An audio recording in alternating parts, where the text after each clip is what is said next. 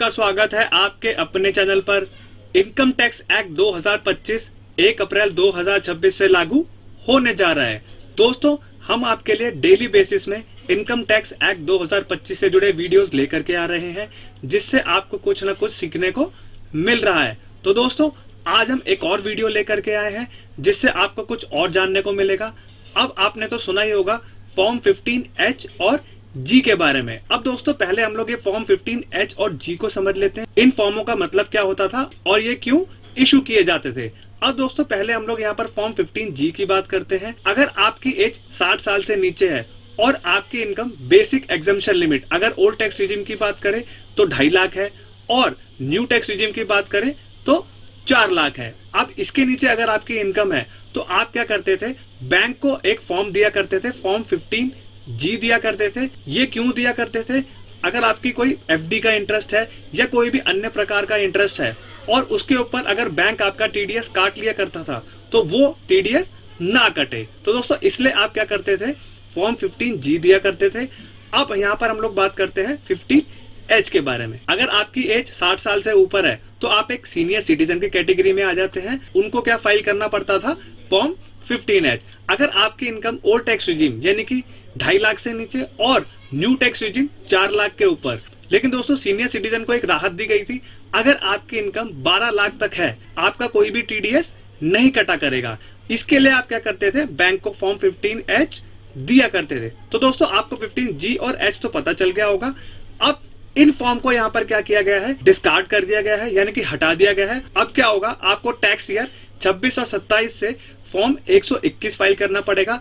अगर आप 1 अप्रैल 2025 के बाद जाएंगे बैंक के पास और बोलेंगे हमें फॉर्म 15H और जी दे दीजिए, तो दोस्तों आपको वो फॉर्म नहीं देगा, क्योंकि उसको रिप्लेस करके फॉर्म 121 आ चुका है, जिसमें आपको यहाँ पर डिक्लेरेशंस देनी पड़ेंगी सारी। दोस्तों, फॉर्म 15H और जी में क्या थे, बहुत सारे रेस्ट्रिक्शंस, और उन सारी रेस्ट्रिक्शन को यहाँ पर फॉर्म 121 में हटा दिया है इनकम टैक्स डिपार्टमेंट ने। तो दोस्तों, आज के वीडियो में हम आपको पूरा फॉर्म 121 समझाएंगे कि आपको कौन कौन से डिक्लेरेशंस देने हैं और जो रेस्ट्रिक्शंस फॉर्म 15H और जी में थी उनको यहाँ पर कैसे हटाया है। तो दोस्तों, मैं हूं कशिश from tax and accounts burner, जहां हम बात करते हैं अकाउंटिंग, टैक्सेशन और फाइनेंसेस की। चलिए शुरू करते हैं। आइए दोस्तों, अब हम यहाँ पर डिस्कस कर लेते हैं कि आपको फॉर्म 121 में कौन कौन से डिक्लेरेशंस देने पड़ेंगे और जो फॉर्म 15H और जी में जो रेस्ट्रिक्शंस थे उनको यहाँ पर कैसे हटाया गया है। अब यहाँ पर दोस्तों, मैंने आपके लिए फॉर्म खोल दिया है।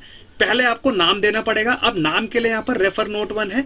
नोट 1 को हम पहले पढ़ते हैं। अब दोस्तों, जैसा कि आप देख सकते हैं नोट 1, अब यहाँ पर दोस्तों नोट 1 बात कर रहा है आपके यहाँ पर नाम के बारे में। अब दोस्तों, यहाँ पर आपको इंडिविजुअल का फर्स्ट नेम भी देना पड़ेगा, मिडिल नेम भी देना पड़ेगा और लास्ट नेम भी देना पड़ेगा। सपोज करिए दोस्तों, आपका नाम राम कुमार शर्मा है। फर्स्ट नेम आपका राम हो गया, बीच का नेम आपका कुमार हो गया और आखिर नेम आपका यहाँ पर शर्मा हो गया। तो अगर दोस्तों आपके यहाँ पर 3 नाम नहीं है, सपोज करिए फर्स्ट, मिडिल और लास्ट नेम नहीं है, अगर आपका नाम मनोज कुमार है तो फर्स्ट में आप मनोज डालेंगे और लास्ट में आप यहाँ पर क्या करेंगे, कुमार डाल देंगे। तो ऐसे ही आपको यहाँ पर डिक्लेरेशंस देने पड़ेंगे। नेक्स्ट दोस्तों है आपका यहाँ पर एड्रेस। तो दोस्तों, आपको सिंपली क्या करना पड़ेगा, आपका country name, flat, door, road, block, sector, जो आप पूरा अपने आईटीआर फॉर्म में डिटेल्स फिल करते थे, और कहीं भी अगर आप अपना डिटेल देंगे तो आपको यहाँ पर सारी डिटेल्स, यानी कि आपका पिन कोड हो गया, एड्रेस हो गया, लोकेलिटी हो गया, वो आपको यहाँ पर डालना पड़ता था। तो वही आपको यहाँ पर सिंपली डालना पड़ेगा। नेक्स्ट दोस्तों है आपका पैन अकाउंट नंबर। अब दोस्तों, आपको मैंडेटरी है कि आपको अपना यहाँ पर पैन कार्ड कोड करना पड़ेगा। अब दोस्तों, चौथा स्टेटस यहाँ पर हम बात करते हैं, जो कि बहुत ही इंपॉर्टेंट रहने वाला है स्टेटस के बारे में।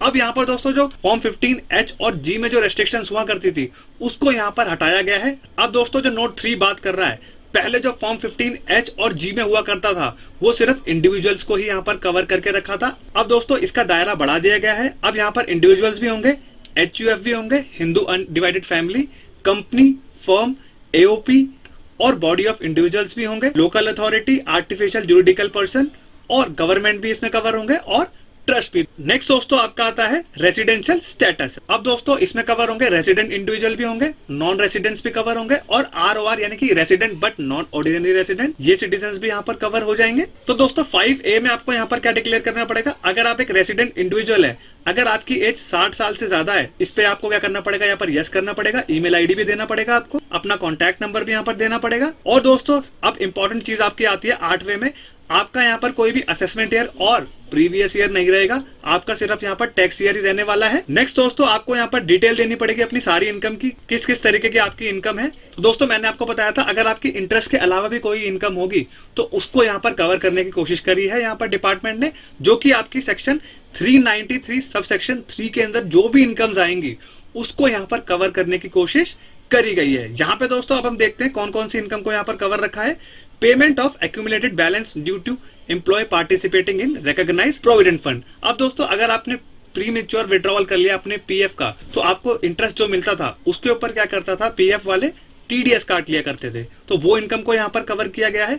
अगर आपकी कोई इंश्योरेंस कमीशन आ रही है तो वो भी आपके यहाँ पर कवर कर लिया गया है। अगर आप कोई रेंट लेते हैं तो वो भी कवर कर लिया गया है। नेक्स्ट दोस्तों कवर किया अगर आपके पास कोई म्यूचुअल फंड है और कोई भी एडमिनिस्ट्रेटर्स है जो आपके म्यूचुअल फंड चलाते हैं, उस इनकम को भी यहाँ पर कवर किया गया है। नेक्स्ट दोस्तों आपका आता है आपके इंटरेस्ट इनकम, जो भी आपका FD के अलावा जो भी इंटरेस्ट हुआ करता था उसको भी यहाँ पर कवर करने की कोशिश की है। नेक्स्ट दोस्तों आपके यहाँ पर अगर आपने कोई लाइफ इंश्योरेंस पॉलिसी ली है तो उसमें अगर आपको बोनस भी मिला करता था, वो इनकम भी आपकी यहाँ पर कवर करी गई है जिसके ऊपर TDS कटा करता था। नेक्स्ट दोस्तों आपका आता है यहाँ पर डिविडेंड, जो कि मैंने आपको दोस्तों बता ही दिया है। अगर आपने कोई भी डोमेस्टिक कंपनी से डिविडेंड लिया है और वो 10,000 से ऊपर निकल जाता है तो दोस्तों आपको यहाँ पर 10% का यहाँ पर TDS काट लिया करता था वही आपकी कंपनी, तो दोस्तों वो भी यहाँ पर कवर किया गया है। तो दोस्तों 5 से 6 इनकम यहाँ पर कवर करने की कोशिश की गई है, जो कि आपका फॉर्म 15H और G में नहीं था, इसमें यहाँ पर दायरा बढ़ाया गया है। नेक्स्ट दोस्तों आपको यहाँ पर डिक्लेरेशन देना पड़ेगा अगर आपने ये फॉर्म फाइल कर रहे हैं, इसके अलावा भी अगर आपने ये फॉर्म को इश्यू किया है तो आपको यहाँ पर यस करना पड़ेगा। नेक्स्ट दोस्तों आपको यहाँ पर देना पड़ेगा आपने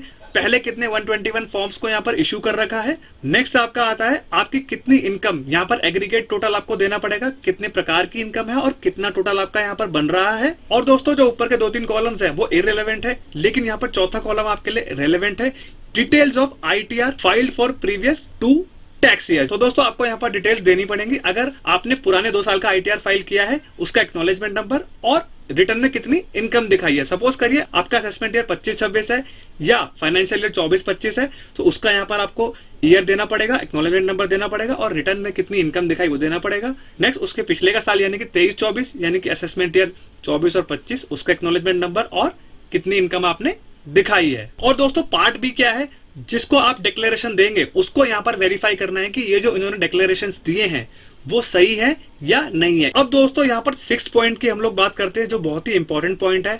अब अगर आपने कोई भी डिक्लेरेशन गलत दे दिया, अब दोस्तों हमने तो यहाँ पर पहले बात आपको यहाँ पर सही डिक्लेरेशंस देने पड़ेंगे आपकी इनकम के बारे में। अप्रैल में ही दोस्तों ये फॉर्म आपको फाइल करना पड़ेगा।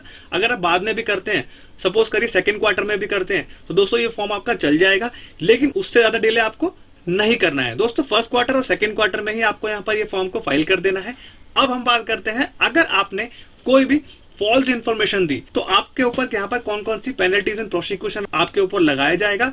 अब यहाँ पर जो कवर होगा वो आपका सेक्शन 482 के अंदर कवर होगा, जो आपके ऊपर यहाँ पर पेनल्टीज एंड प्रोसिक्यूशन का सेक्शन कवर होगा। अब दोस्तों पहले जो फॉर्म 15H और G के अंदर आपका यहाँ पर पेनल्टी एंड प्रोसिक्यूशन था वही सेम यहाँ पर कैरी फॉरवर्ड किया गया है। अब यहाँ पर हम लोग पढ़ते हैं अगर आपने टैक्स इवेड किया 25 लाख और 25 लाख से ज्यादा का, तो दोस्तों आपको यहाँ पर जेल हो सकती है। मिनिमम टर्म 6 महीने का और मैक्सिमम टर्म होगा आपका यहाँ पर 7 ईयर्स का।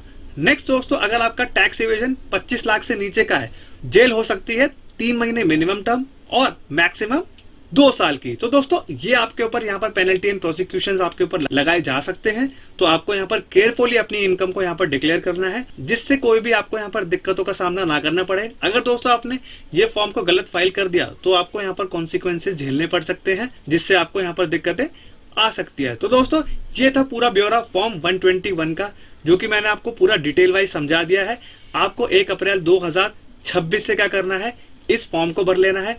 ये वीडियो पूरा प्रॉपर देख लेना है कि कैसे कैसे आपको डिक्लेरेशंस देने हैं और आपकी कौन कौन सी प्रकार की इनकम है। तो दोस्तों अगर ये वीडियो इन्फॉर्मेटिव एंड प्रैक्टिकल लगाओ तो वीडियो को लाइक करेंगे और चैनल पे नए हैं तो do subscribe to the channel तब तक के लिए मिलते हैं अगले वीडियो में। जय हिंद, जय भारत।